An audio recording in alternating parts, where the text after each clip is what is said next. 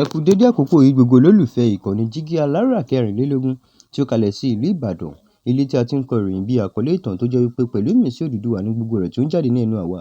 Ẹ̀yin olólùgbọ́ wa, ẹ ṣé bí ẹ ṣe ń bá wa kálọ ní gbogbo ọjọ́ ní gbogbo ìgbà. Ojú tẹ kúkú fi ń wò wá o kò ní fọ́, etí tẹ sì fi ń gbọ́ wa náà kò ní dì. Emmanuel Olúwatómọ̀ Ajíbádé ni oníròyìn yín fún titi òní.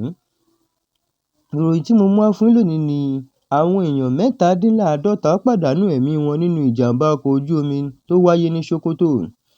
Ìròyìn rèé lẹ́kùnrẹ́rẹ́. Ìṣẹ̀lẹ̀ búburú kan ti ṣẹlẹ̀ ní Gorau Community ní Goronyo Local Government Area, ìpínlẹ̀ Sòkòtò, lẹ́yìn tí ọkọ̀ ojú omi kan tí ń gbé àwọn ènìyàn dojú kọ sínú odò. Gẹ́gẹ́ bí àwọn aláṣẹ ṣe sọ, ó kéré tán metadinlaadota ló ti pàdánù ẹ̀mí wọn nínú ìjàmbá náà. Ọkọ̀ náà sì ń gbé ju èèyàn 100 lọ,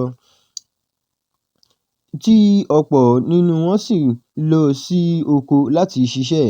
Ọ̀pọ̀ àwọn tó wà nínú ọkọ̀ náà jẹ́ àwọn obìnrin àti àwọn ọmọdé. Àwọn ará àdúgbò sọ pé ọ̀pọ̀ ìdílé ló ní ẹni tí ìṣẹ̀lẹ̀ náà kàn, tí èyí sì ti fa ìbànújẹ́ ńlá ní àdúgbò náà. Abdulkadir Yusuf tó jẹ́ aṣojú National Inland Waterways Authority ní Sòkòtò jẹ́rìí pé iye àwọn tó kú ti dé metadinlaadota, bó tilẹ̀ jẹ́ pé iṣẹ́ ìgbàlà àti wíwá àwọn tó pàdánù ṣì ń lọ lọ́wọ́.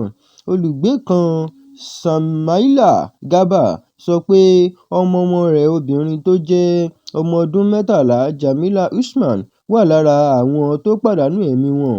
Ó tún sọ pé ọ̀pọ̀ àwọn ará tí wọ́n rí jẹ́ ti àwọn obìnrin àti àwọn ọmọdé. Lórí àdúgbò Gorau, Usman Yusuf náà sọ pé 41 lára àwọn tó kú ni wọ́n ti sin nígbà tí ìròyìn náà jáde.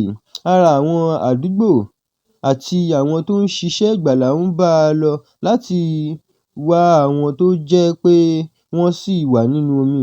Ìjàmbá ọkọ̀ ojú omi irú èyí tí máa ń ṣẹlẹ̀ ní orílẹ̀-èdè Nàìjíríà, pàápàá ní àsìkò òjò. Àwọn ohun tó máa ń fa irú ìjàmbá bẹ́ẹ̀ ní agbègbè yìí ju bó ṣe yẹ lọ: àìsí aṣọ ìgbàlà àti àìlera nínú ìmúlò àwọn òfin ààbò lórí omi. Ìṣẹ̀lẹ̀ yìí ti tún mú kí àwọn ènìyàn pè fún ìmúgbòòrò ààbò lórí àwọn ọ̀dọ́ àti àwọn ọ̀nà míì ní Nàìjíríà kí irú àjálù bẹ́ẹ̀ má bàa tún ṣẹlẹ̀. Báyìí ni a rí mọ́ fún orí ìròyìn titi òní. Ẹ ṣé, ó dàbọ̀.